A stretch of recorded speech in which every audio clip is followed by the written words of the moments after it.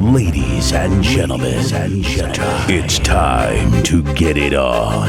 Get it on. Coming at you from a secret backwoods location in the middle of Texas. It's the highly opinionated and controversial voice of traditional old school Orthodox Christianity. This is Spiritual Combat with Dr. Scott Sullivan.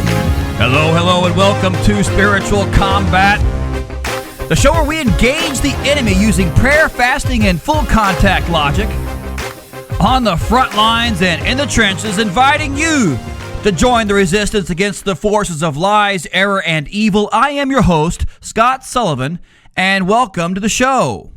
All right, I want to draw your attention to a recent news item that came out just last week. I hope it didn't, it may have flown underneath your radar, but if it did, I want to bring it to your attention because it's very important. And the article I'm reading from is from the Yahoo News website, and it's entitled, Study Finds Fewer Christians More Unaffiliated in the U.S. And what this article is about, it's an article about the recent findings of the Pew Research Center entitled America's Changing Religious Landscape.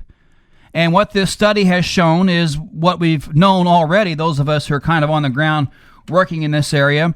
We're seeing an increase in the secularization of America. More and more Americans are turning away from religion, especially Christianity. They are following the path of Europe. That is, Americans today are following this same secularization path that we've seen occur in Europe. Europe, as you should know, has really just fallen away almost completely. I mean, the Christian church over there, the Catholic church, is just pretty much wiped out in Europe as far as your practicing people go. I've got a friend from France who goes to my church, and he just tells me it's just a total wreck over there. I mean, so much atheism, so much secularism. It's hard to find any good Christian churches to even go to. The Catholic churches are just empty.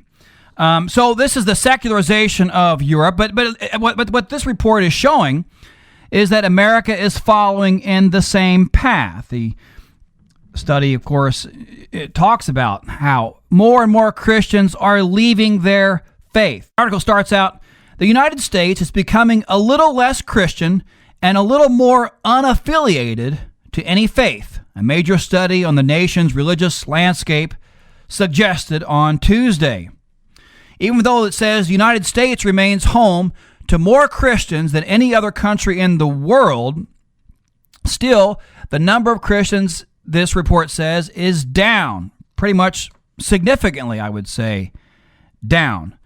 And the number of people that call themselves Christians has dropped and been in decline across many segments of American society. It doesn't matter if you're talking about whites, Latinos, women, men, with or without a college education.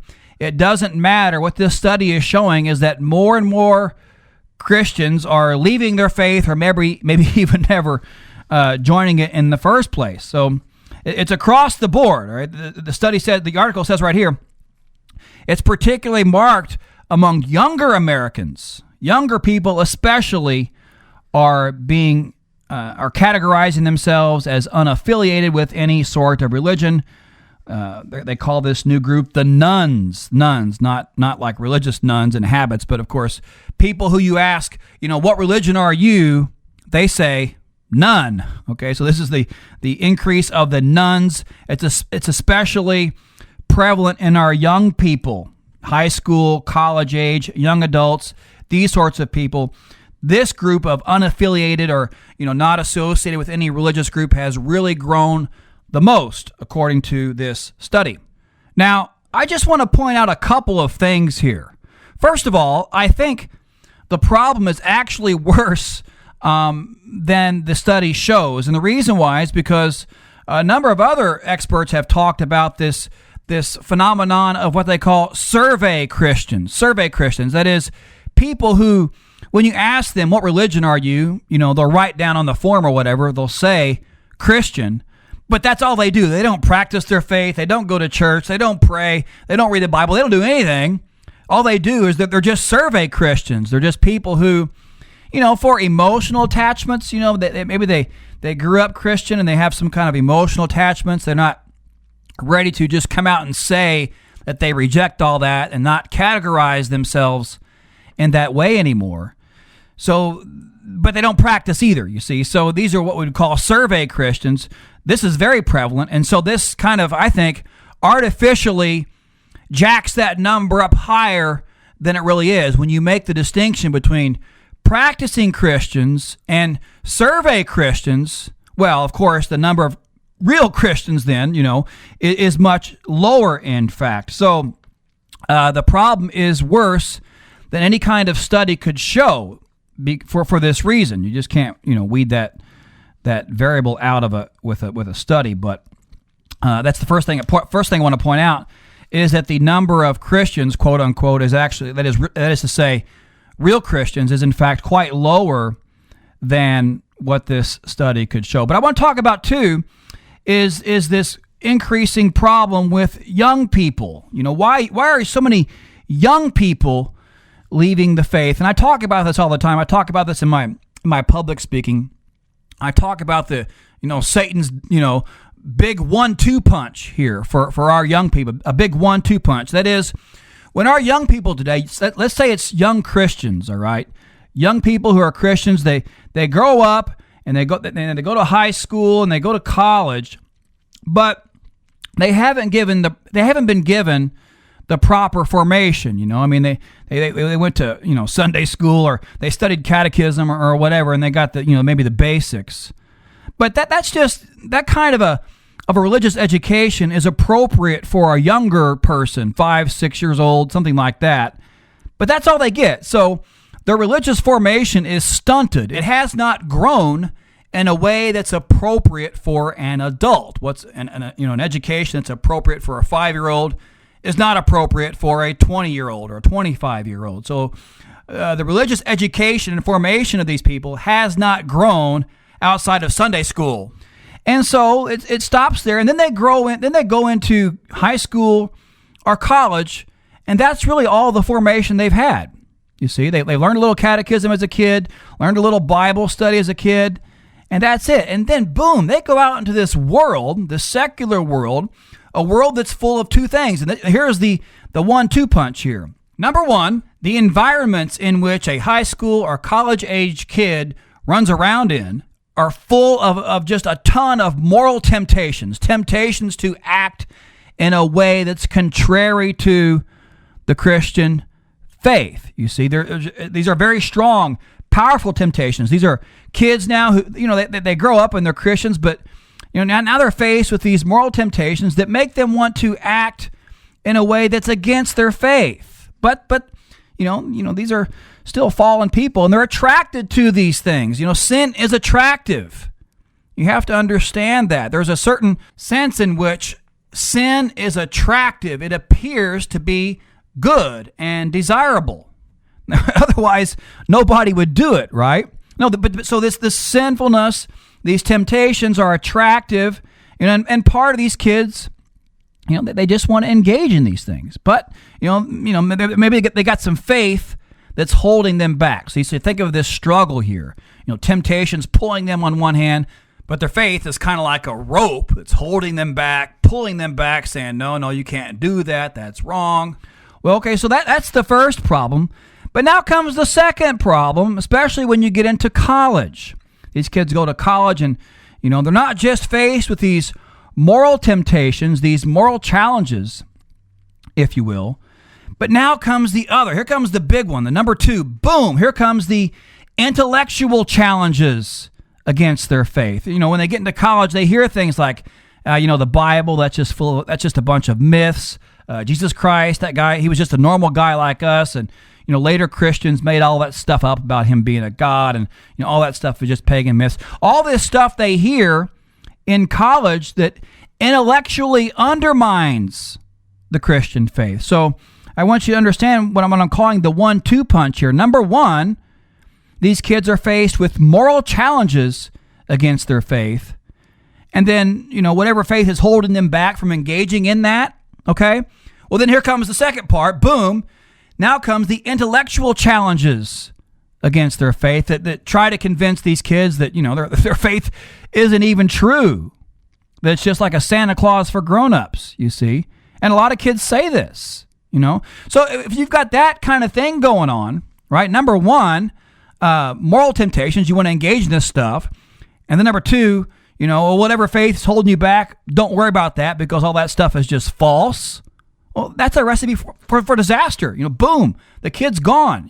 That rope that's holding them back, their faith is just being hacked away. It's being chopped and chopped by these intellectual challenges against their faith.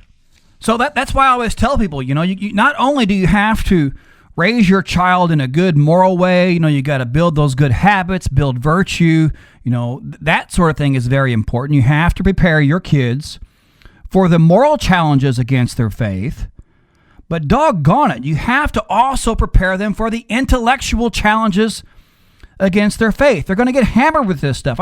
I'm amazed at how many Christian parents are just kind of blind to this. They let their kid grow up and they're serious about their faith and they want to raise their kid in the faith and want their child to continue to walk in the way of the Lord and so on. But they don't do anything to prepare themselves against this intellectual assault that's going to just hammer their kids.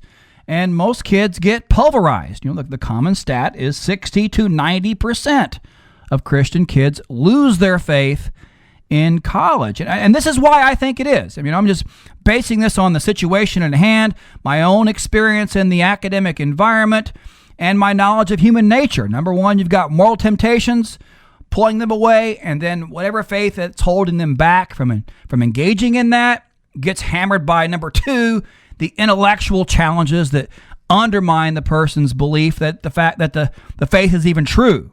And now there's no reason. You see, once the faith has been shown to be false, or at least you think it has by some hotshot professor, well, there's no reason to not go out and quote-unquote have fun now in college.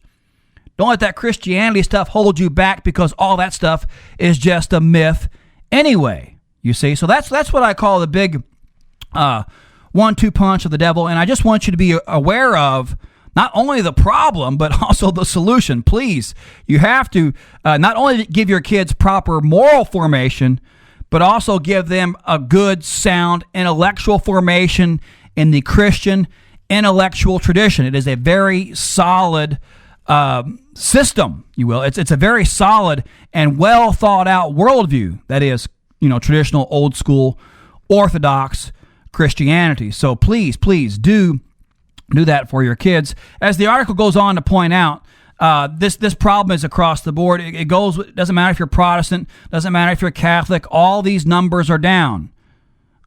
Protestants have dropped from 51% of Americans to 46%. And Catholics have dropped from 54 million Catholics in the United States down to 51. So they're down 3 million there. But this group, the group we call the nuns, has grown from 16.1% to 22.8%. Almost a full 7% in just these, 7 years. So, this is bad news, and let me just ask you a question to kind of end this discussion out. Given this, and this is not the only one, by the way, there are a ton of studies like this. Just go Google this, and you'll see what I mean. It's easy to find. Given this sort of bad news for Christianity, ask yourself this. What is your church doing about this? The church that you go to. What are they doing about this huge problem? Assuming that they're serious about their faith and they believe that their principal mission is to go out and evangelize the culture and bring people into the Christian fold. What is your church doing about this huge exodus, if you will, of Christians leaving the faith? I can tell you from my experience is these churches aren't doing very much at all. That they're more interested in planning barbecues and having donuts and coffee, which I love donuts, but don't get me wrong. But come on, we have to deal with a problem. We have a mission here from our Lord Jesus Christ, and that is to evangelize the culture. And you don't do that by sitting around eating donuts. We have to have courses. We have to have plans in place to help win these people back, win the hearts and the minds of these young people and others who are leaving the faith. So please, not only just put this into force into your own homes. That's a good start, but also please put these sorts of courses and this sort of preparation and training into your churches as well. We desperately need it. That's all we have time for today, folks. This is Scott Sullivan. Visit us on the web at www.scottmsullivan.com, where I have some more resources for you regarding Christian faith and apologetics, theology, and things of that nature. Also, don't forget to subscribe to our podcast. You can do that there on iTunes, or you can do it on your Droid device. Any device you have, you can subscribe to our podcast. That way you'll be notified when the next one comes out. I look forward to talking to you in the next episode of Spiritual Combat. In your face with grace. You're listening to Spiritual Combat. Hardcore Catholic Radio. With Dr. Scott Sullivan. www.scottmsullivan.com.